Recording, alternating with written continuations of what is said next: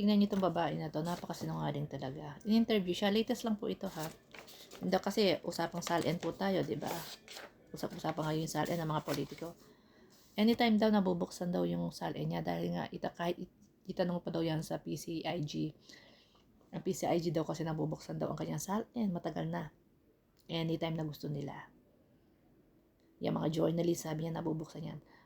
Tinanong po sa PCIG, kailan ang huling bukas na nabuksan nila yung salin ni Sara? 2017 pa. Dahil po nung 2017, yun na po yung time na pinagbawal na ni Digong na mabuksan ang salin ng mga politiko na wala silang permiso. So, makikita naman po sa report, no, 2017, 30 million pa lang ang pera niya.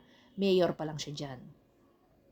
Magkano na kaya ngayon? Kasi during that time, mayor siya and Presidente si Digong, nag-start na po yung kanyang budget na 460 million yearly na confidential fund niya as a mayor sa Davao. So saan nadadala kaya yung 460 million yearly na confidential fund ni Sara sa Davao? Pero dahil nga ngayon, nilifted na po yan ni Ombudsman Remulla, yung restriction na yan, ngayon po pwede nang silipin muli ang mga salin ng mga politikong Judas Iscariote na yan.